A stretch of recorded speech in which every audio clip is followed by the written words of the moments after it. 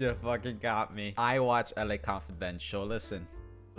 I know I've been taking a little bit of my sweet time to make this video. I watched L.A Confidential, and I've got to say, it was a pretty enjoyable movie. Off the top of my dome, what I could tell you right now is that, because I don't know what it is, but I guess I've been more hyper focused on like hyper realism movies, you know, because a lot of movies really have that, like, not only that hyper realism like effect where it's just like very toned down colors, you know, it's not colorful movies, it's very gray, I guess. And then it's, you know, the writing, they try to go for more Game of Thrones-esque writing where it's like gritty and dark and real. You wouldn't find me fighting in an army if I had no cock.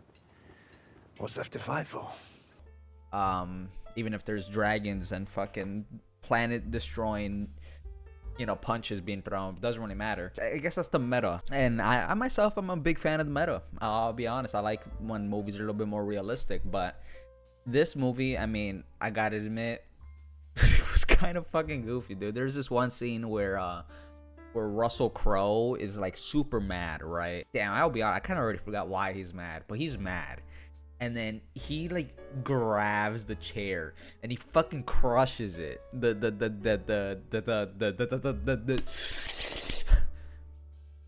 grabs the seat backrest, the top of it, fucking barehanded, just cracks that shit open like a coconut, dude. And then there's like a lot of the times where this movie's kind of, you know, when you think of like old cop movies or crime movies, you kind of expect them to like move like this. Halt! Stop right there, criminal scum. Kind of like how Han Solo did in like the original trilogy, you know, where he kind of like this movie's all that. And then some.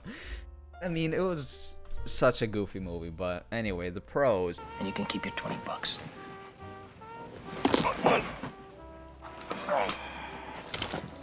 I'm talking about how goofy the movie is, but I'm not taking away from how good the performances are. Because even if it is like over the top, over the top, I mean, you know, it's stage performances usually are, but you don't ever, you know, criticize the stage performance for being over the top, because, you know, that's the point. The performance is solid all across the board. I mean, I don't think there's one person where I looked at them and I'm like, dude, this is just you acting as yourself. It was pretty solid. I mean, it had a simple story, not much was complicated or convoluted to understand. I mean, it was a pretty satisfying story structure that it followed, and then it has like a subversion, and then it just wraps up nicely at the end of the movie. I didn't really like the ending. I say it wraps up nicely because you know, kind of just ends where you kind of expected it to end, and it's all right. Now here's where the cons start, right? How was I supposed to know?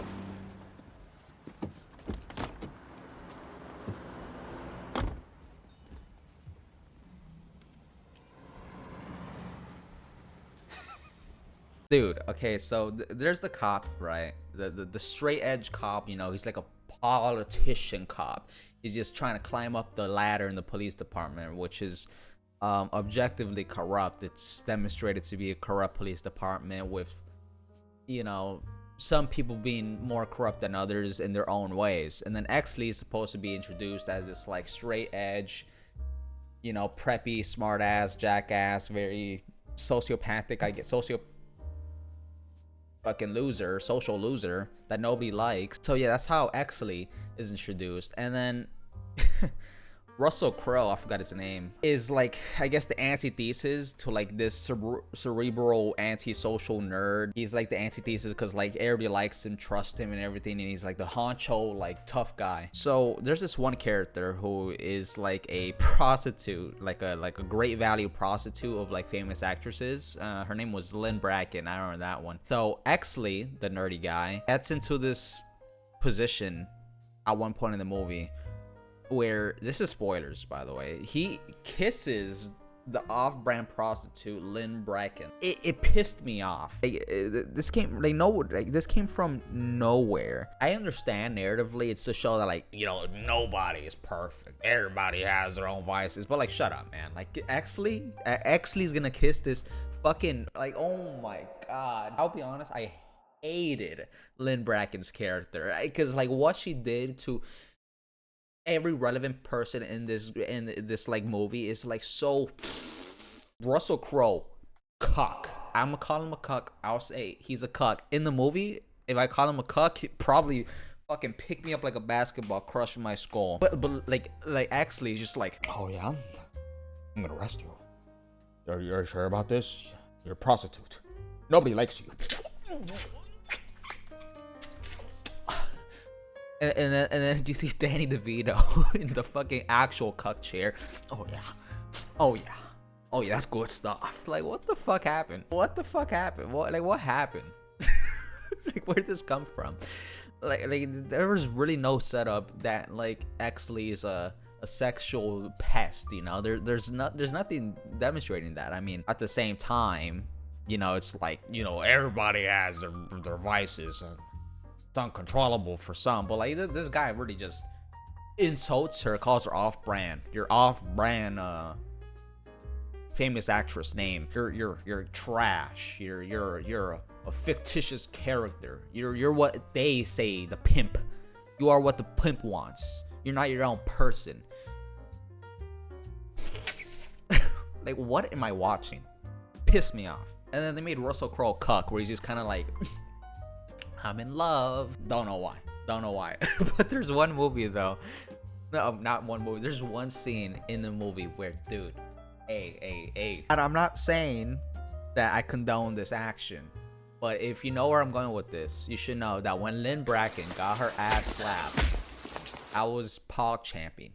I was fucking eyes wide open, you know. I mean, it was just so good. I mean, he gave her that 1-2 though. He gave her that fucking 1-2, bro. And then I'll be honest, when I saw her, bro, she kind of, listen, I don't know if this was the actress being super bad or if it's just like it was meant to be written that way, where like the character, she got slapped, right? No bruising, no nothing. She's kind of just like, she took it like a champ, honestly, dog. Hey, you toss her in the ring, dog. Guys, she's in the wrong profession, you know what I mean? Maybe she isn't, because she got actually eating off the palm of her hand, like. And I'm not even joking. I think that happened in the span of 30 seconds, where he went from insulting her and calling her off-brand and having this whole like conversation with her to him just, you know, bumping uglies. Not bumping uglies. Yeah, they were bumping uglies actually. Yeah. So these weren't really like critique cons. These were just things that pissed me off in the movie. Which, I mean, who cares? I mean, I'm not a film analyst. I doubt anybody wants to hear some bum like me talk about like, see here. You see what the LUT they're using is, and you see the lighting problem. Oh, yeah. Anyway, have a good morning, good afternoon, good night. I enjoyed the movie. I thought it was a pretty good movie, honestly. It's kind of corny, but it's in a good way. I don't know how to describe it. It's just, you know, a product of its time, I guess. So yeah. I'm saying it again. Good morning, good afternoon, good night. Hope you guys enjoyed, and I'll see you guys later.